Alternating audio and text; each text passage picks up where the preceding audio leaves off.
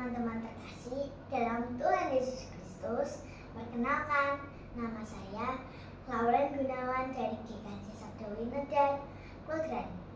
Kali ini saya akan bercerita dengan judul Menolak Perintah Tuhan, yang diambil dari kisah Yunus ayat pasal 1 dan pasal 2. Begini ceritanya.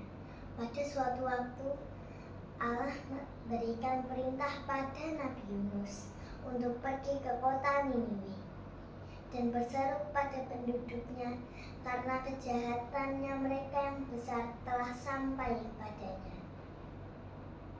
Apa sih kejahatannya Niniwe? Kekejaman, pertumpahan darah, kebohongan, penindasan, dan penyembahan berhala.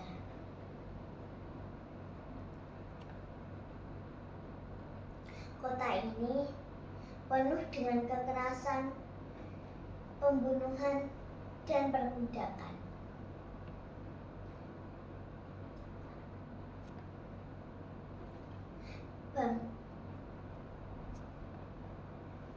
Dan perbudakan yang semuanya menimbulkan murka Allah dan menyebabkan kehancuran oleh bangsa Babilonia, Media, dan Mesir pada tahun 612 sebelum Masehi. Oleh karena itu, Yunus tidak mau menaati perintah Tuhan. Bahaya kalau sampai di sana, bisa dibunuh atau dijadikan budak.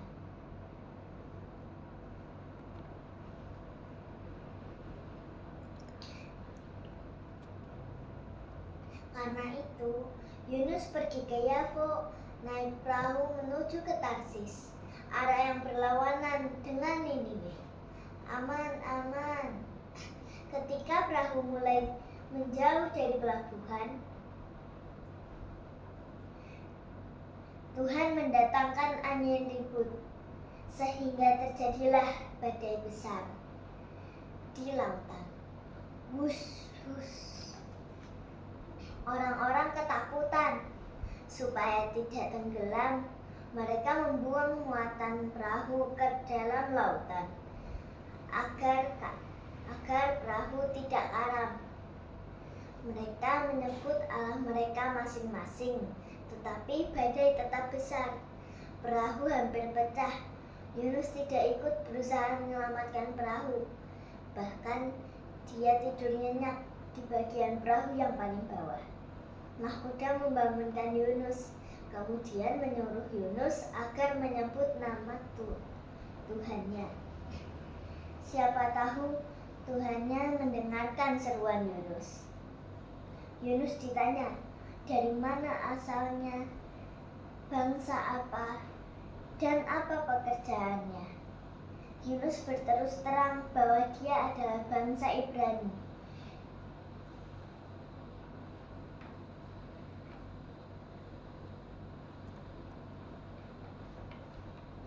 Yang takut akan Allah, yang menguasai langit dan menciptakan daratan dan lautan. Orang-orang ketakutan. Mereka mencari penumpang yang menjadikan penyebab ketidakamanan pelayaran. Karena bingung, mereka membuang undi, dan yang terkena undi yaitu Nabi Yunus.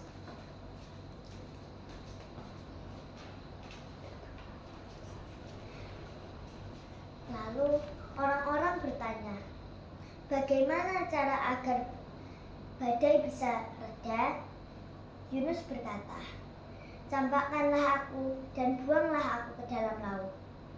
Biur, Yunus dibuang ke dalam laut. Tiba-tiba datanglah ikan besar, dan ikan itu menelan Yunus. Yunus berada di dalam perut ikan itu 3 hari 3 malam lamanya.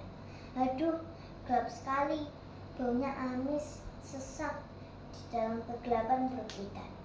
Yunus menyadari bahwa kemalangannya selama di dalam lautan terjadi karena melawan perintah Tuhan dan panggilan Tuhan.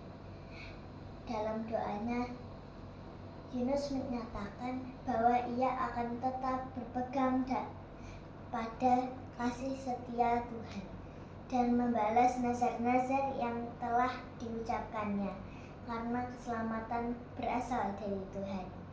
Ia yakin Tuhan sedia mengampuninya.